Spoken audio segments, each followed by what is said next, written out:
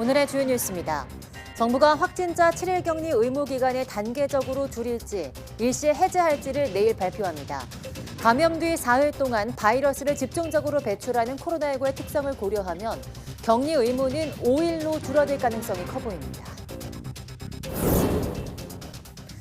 올해 벚꽃은 고온 현상으로 예년보다 2주나 일찍 개화해서 역대 두 번째로 빨랐습니다.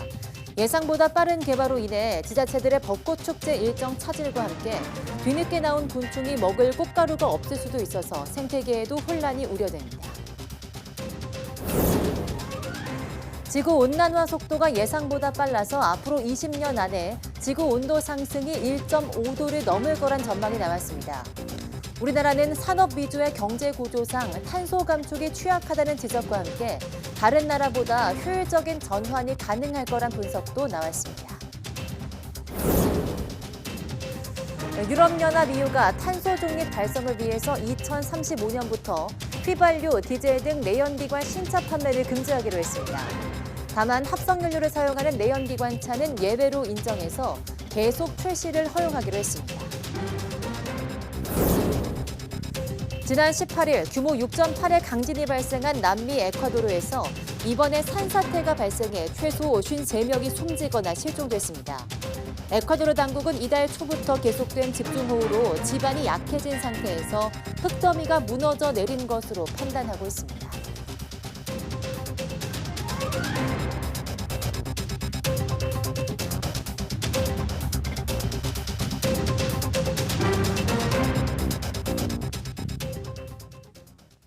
네, 여러분 안녕하십니까? 3월 28일 사이언스 투데이 시작합니다. 오늘 0시 기준 코로나19 신규 환자는 12,129명으로 집계됐습니다. 일주일 전보다 100여 명, 2주 전보다 700여 명씩 많습니다. 화요일 발표 기준으로 지난 1월 24일부터 10주 연속 10,000명대를 유지했습니다. 신규 환자 가운데 국내 발생 사례는 12,115명, 해외 유입 사례는 14명입니다. 위중증 환자는 151명으로 37일 연속 100명대를 나타냈습니다. 사망자는 8명으로 누적 사망자는 34,231명입니다. 정부가 이번 주 발표하는 일상회복 로드맵에 코로나19 확진자의 격리 의무 기간을 줄이는 방안이 검토되고 있습니다. 현재 7일인 격리 기간을 단계적으로 줄일지 아니면 일시에 해제할지 내일 발표할 것으로 보입니다. 김평정 기자입니다. 코로나19 방역 조치가 대부분 해제된 지금 아직 남아있는 것은 확진자 7일 격리 의무입니다. 이 격리 기간을 이제 단축해도 된다는 전문가들의 의견이 많이 나오고 있습니다. 최근의 자료를 보면 지금 질병청에서 계속 이 연구를 하고 있습니다. 얼마나 감염력이 있을까 하고 보면 제가 보기엔 한 5일 정도까지 줄여도 7일에서 5일 정도까지는 줄여도 웬만큼 괜찮지 않겠느냐라는 자료들이 좀 있습니다. 바이러스의 병독성이 유행 초기보다 약해졌고 백신과 치료제가 충분히 마련돼 있는 점도 격리 기간 단축의 근거가 되고 있습니다. 다만 아프면 쉴 권리가 보장될 것이냐에 대한 우려와 정부 지원 규모의 조정 필요성 때문에 일시에 해제하기보다는 단계적 완화에 무게가 실리고 있습니다. 감염 뒤 사흘 동안 바이러스를 집중적으로 배출하는 코로나19의 특성을 고려하면 격리 의무는 5일로 줄어들 가능성이 커 보입니다. 병의원과 일반 약국 등의 마스크 착용 의무는 당분간 더 유지될 전망입니다. 격리 의무의 완전한 해제는 5월쯤 가능할 것으로 보입니다. 세계보건기구가 코로나19에 대한 공중보건 비상사태 해제를 4월 말에서 5월 초에 할 예정이기 때문입니다. 이때 우리나라도 코로나19의 감염병 등급을 현재 2급에서 독감과 같은 4급으로 낮추면 확진자의 격리 의무는 자연히 없어지게 됩니다. 일본은 5월 8일에 코로나19를 독감과 같은 감염병 등급으로 낮추기로 했고 미국은 5월 11일에 공중보건 비상사태를 종료하기로 했습니다. 정부는 전문가위원회의 권고를 반영한 일상회복 로드맵을 수요일에 발표할 예정입니다. YTN 김평정입니다. 올 봄, 이른 고온 현상으로 벚꽃이 평년보다 2주나 일찍 개화했습니다. 이 때문에 개나리, 진달래와 벚꽃이 동시에 만발하게 됐는데요. 시기를 못 맞춘 봄꽃 축제뿐 아니라 생태계에도 혼란이 우려되고 있습니다. 정혜윤 기자입니다. 노란 개나리가 산책로를 따라 줄을 서듯 활짝 폈습니다. 그 옆에는 탐스럽게 꽃망울을 터뜨린 하얀 매화가 선을 보이고 화려한 벚꽃과 작고 노란 산수유도 함께 펴 봄을 반깁니다. 순서대로 펴야 할 봄꽃이 초봄 고운 현상에 시기를 착각하고 동시에 개화한 겁니다. 특히 서울의 벚꽃은 2021년에 이어 역대 두 번째로 빠른 개화를 기록했습니다. 보통 봄꽃은 개나리와 진달래, 벚꽃의 순서로 피는데 올해는 3월 기온이 예년보다 3.9도가 높고 맑은 날이 지속되며 일조량도 많아 서울 벚꽃 개화일이 예년보다 14일가량 빨랐습니다. 이렇다 보니 코로나 이후 4년 만에 오프라인 벚꽃 축제를 준비하던 지방자치단체는 혼란을 겪고 있습니다. 축제가 대부분 4월 상순으로 예정돼 있는데 그 시기에는 벚꽃이 절정기를 지나거나 져버릴 가능성이 크기 때문입니다. 개화가 예정보다 빨리 돼가지고요. 저희도 우선은 이번 금요일부터 질서 유지를 위해서 주차라든지 도로라든지 이렇게 관련된 관계 부서 직원들이 근무를 시작하기로 했습니다. 봄꽃의 이른 개화는 생태계 전반에도 큰 영향을 줍니다. 곤충이 먹을 꽃가루가 없어지고 식물도 수정이 어려워지기 때문입니다. 깨어나서 나왔는데 꽃은 다 지고 없고 그러다 보니까 걔네들 먹이는 또 사라지고 수정률이 이제 좀 저하되기 때문에 봄철 고온은 모기도 일찍 깨워 전국에 일본대염 주의보가 내려졌습니다. 온난화로 인한 봄철 기온 상승이 생태계와 봄꽃 축제 그리고 국민 건강에도 악영향을 주고 있습니다. YTN 정혜윤입니다. 기후재앙을 막기 위한 임계치로 1.5도가 제한됐지만 지구기온은 앞으로 1.5도를 넘을 수밖에 없다는 전망이 남았습니다. 우리나라는 산업 위주의 경제구조상 탄소 감축이 취약하다는 진단이 있었지만 탄소 경제 전환 시기에는 다른 나라보다 빠른 전환이 가능할 거란 분석도 나왔습니다. 6차 보고서를 발표한 IPCC의 첫 한국인 의장의 전망을 김민경 기자가 취재했습니다. 기후변화에 관한 정부 간 협의체 IPCC를 이끄는 이회성 의장. 이 의장은 기자회견을 열고 지난주 발표한 6차 종합보고서를 보충 설명했습니다. 핵심적인 내용은 온난화 속도가 예상보다 빨라 앞으로 20년 안에 지구 온도 상승이 1.5도를 넘을 가능성이 크다는 점입니다. 이렇게 되면 급증하는 기상재해에 놀란 세계 각국이 적극적인 탄소 감축에 나서게 될 것이란 전망도 밝혔습니다. 뜨거운 맛좀 본 다음에 다시 내려가가지고 2000년도쯤 가면은 다시 1.5도로 내려갈 수 있겠다. 현재 우리나라는 산업 위주의 경제 구조로 탄소를 줄이는 데 취약하다는 지적도 나왔습니다. 하지만 탄소 경제 전환 시기에는 다른 나라보다 빠르고 효율적인 전환이 가능할 것으로 보입니다. 전반적인 그 여건이 다른 어떤 나라보다도 탄소 중립을 달성할 수 있는 데 있어서 가장 유리한 위치에 있다라고 저는 확신하고 있습니다. 온난화 경향이 심각해 이번 6차 보고서가 강력한 경고를 담고 있다는 점에는 인식을 같이 했습니다. 하지만 기후변화를 억제하기 위한 과학적인 선택지를 제시했고 돌이킬 기회가 있다는 희망의 메시지도 함께 담고 있다고 강조했습니다. YTN 김민경입니다. 폭우와 짖은 피해를 입은 남미 에콰도르에서 이번엔 산사태가 일어나 최소 53명이 숨지거나 실종됐습니다.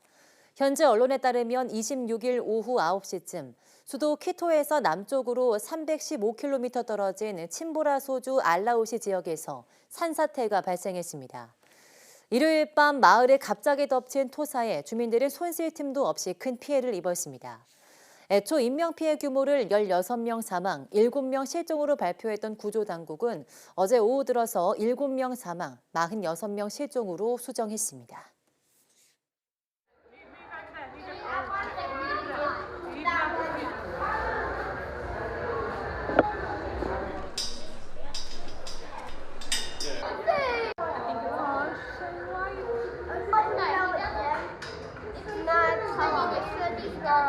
Happy has been so popular, swarmed by all the school kids that have come through. They've all wanted to see Happy. We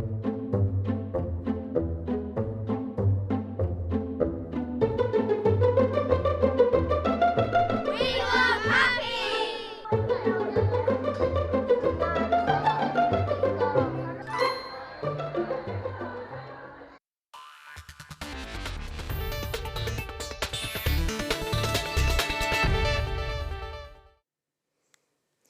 미국 정부가 반도체법 지원금을 신청하는 기업의 현금 흐름과 수익성 지표를 들여다보겠다며 검증 가능한 엑셀 파일을 제출할 것을 요구했습니다. 미국 상무부는 반도체 보조금 신청 절차를 안내하면서 이 같은 세부 내용을 공개했습니다. 상무부는 기업이 초과 이익을 낼 경우 미국 정부와 공유해야 한다는 조건을 내걸면서 현금 흐름과 이익 등 대차 대조표 제출을 요구했는데 단순히 숫자가 아닌 엑셀 파일로 제출할 것을 안내한 겁니다. 상무부가 예시로 제시한 모델을 보면 반도체 공장의 웨이퍼 종류별 생산 능력과 가동률, 예상 웨이퍼 합격품 비율인 수율 등을 입력하도록 했는데 특히 수율은 제조 경쟁력의 주요 지표로 영업 기밀에 해당할 수 있습니다. 이재용 삼성전자 회장에 이어서 최태원 SK그룹 회장이 중국으로 갔습니다. 미국의 반도체 규제에 대한 해법을 찾아올 수 있을지 주목됩니다. 베이징 강정규 특파원이 보도합니다. 중국 내 반도체 생산 활동에 제동을 건 미국의 규제 발표 직후 베이징에 도착한 삼성 이재용 회장.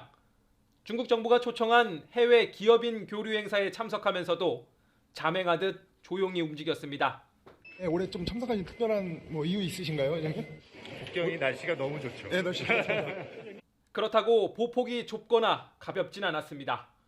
텐진에 있는 반도체 핵심 부품 공장을 점검하고 리창 총리를 비롯한 중국 신임 지도부와도 눈도장을 찍었습니다. 이 회장에 이어 최태원 SK그룹 회장도 중국을 찾습니다. 중국판 다보스 포럼으로 불리는 보아오 포럼에 참석하는 겁니다. 삼성은 중국 수저우와 시안에, SK 하이닉스는 다롄과 우시, 충칭 등의 반도체 공장을 두었습니다. 미국의 반도체 기술 통제에도 우리 기업은 최대 시장인 중국을 버릴 수 없고 중국도 우리의 도움이 절실합니다. 바로 이런 공감대 속에 머리를 맞대고 돌파구를 찾아야 하는 상황입니다. 本届年会的主题是不确定的世界，团结合作迎挑战，开放包容促发展。 미중 패권 경쟁 사이에 낀 우리나라 반도체 기업의 수장들. 이번 중국 방문에 이어 다음 달엔 나란히 미국으로 건너갈 예정입니다. 베이징에서 YTN 강정규입니다.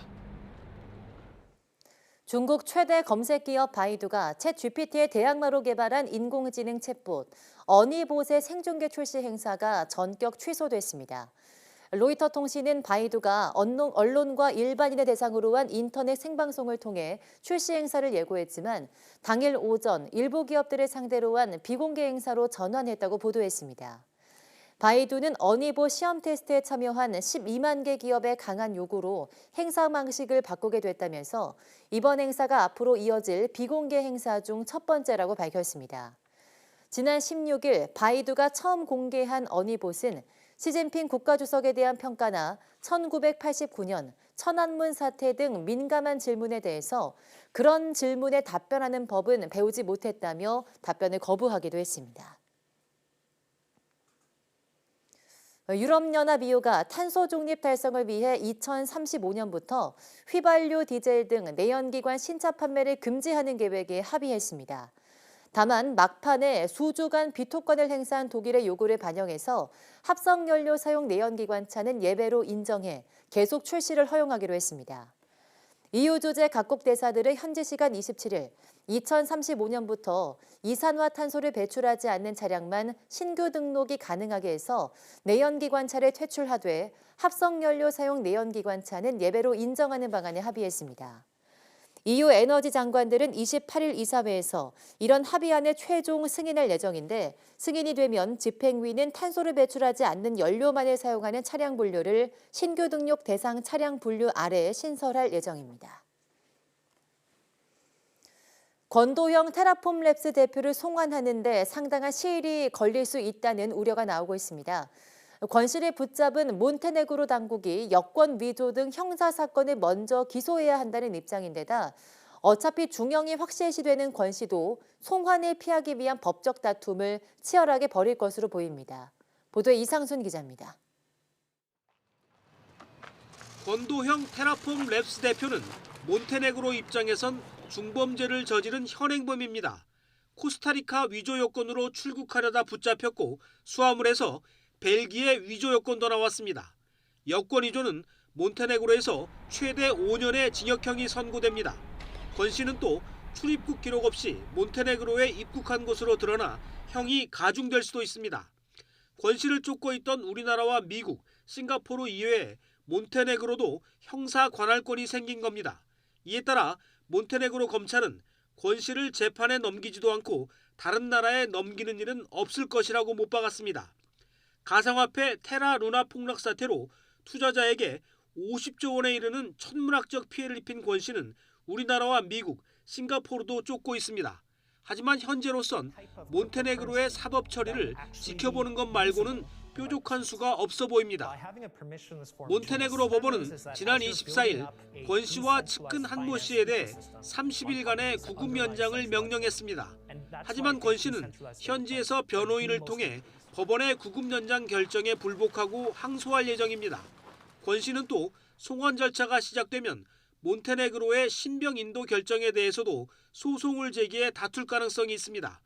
우리나라와 미국 어디를 가도 중형이 확실한 만큼 최대한 송환을 피하려 할 것이기 때문입니다.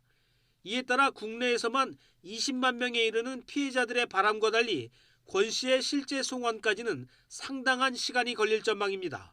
YTN 이상수입니다. 치킨과 햄버거 같은 단골 외식 메뉴부터 빵, 과자, 생수까지 식품 물가가 또다시 오르고 있습니다. 먹거리 가격 상승이 한풀 꺾이던 소비자 물가를 다시 자극하는 건 아닌지 걱정스러운 수준입니다. 윤혜리 기자입니다. 교촌 치킨을 운영하는 교촌 F&B가 다음 달 3일부터 치킨 가격을 3,000원씩 인상합니다. 인기 메뉴인 허니콤보 가격은 기존 2만 원에서 2만 3천 원으로 15% 오르는데 배달료까지 더하면 치킨 한 마리 배달 가격이 거의 3만 원입니다.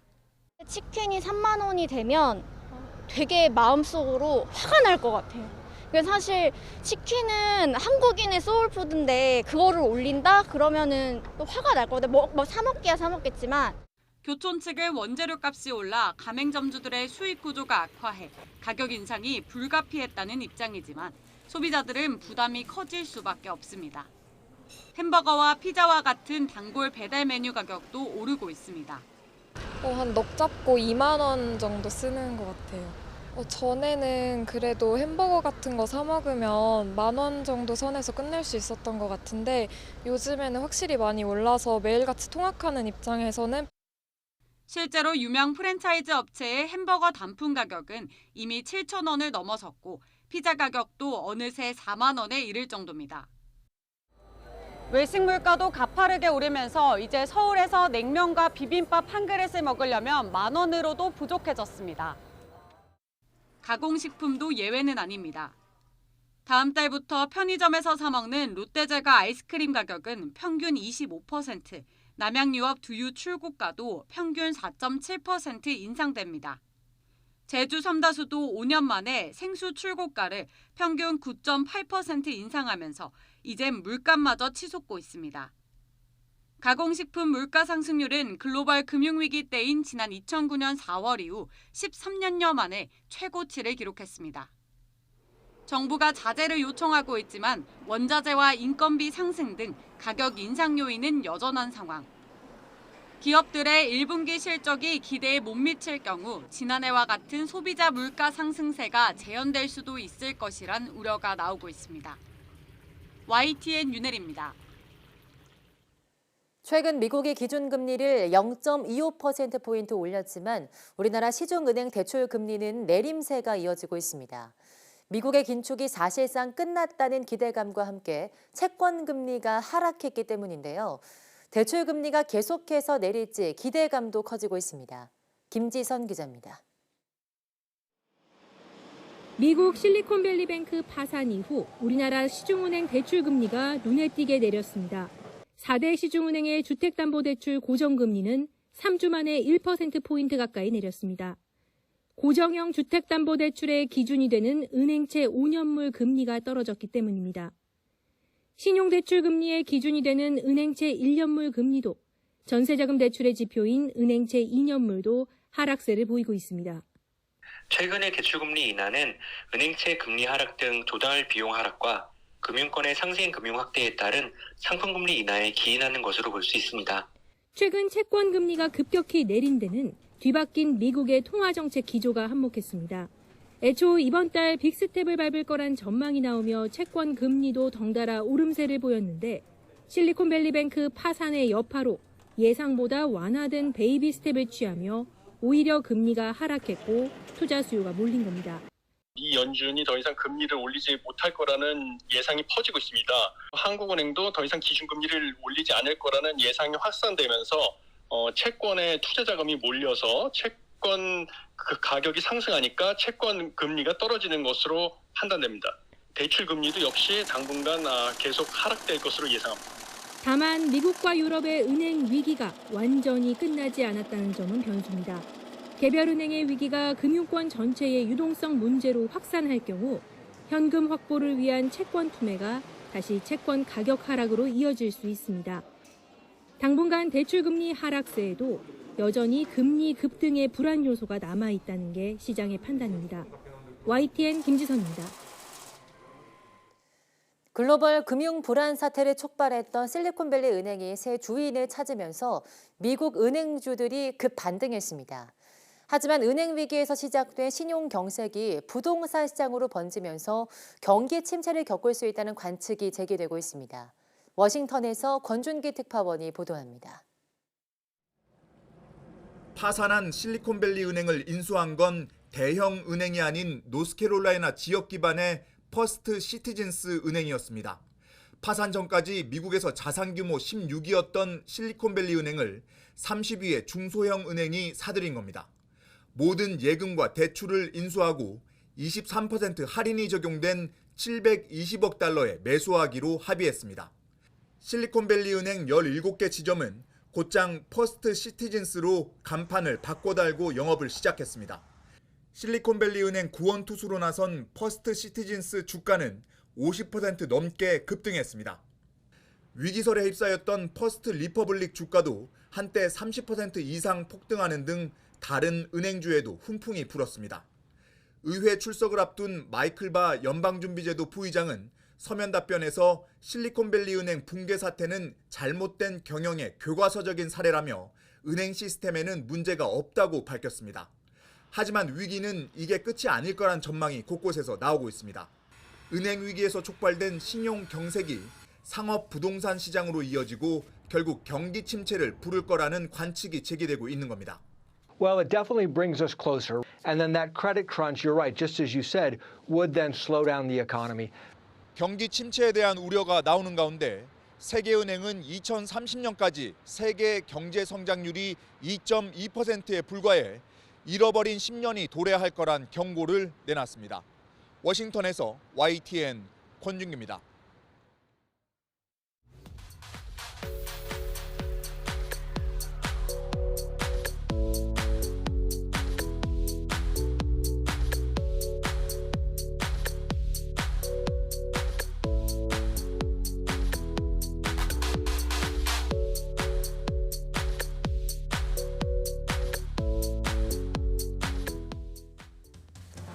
뜨거운 코트를 가르며 3050의 마음에 진한 추억을 소환한 영화 더 퍼스트 슬램덩크는 포기를 모르는 언더독 스토리에 힘입어서 10대에서 20대에게도 큰 인기를 끌었는데요.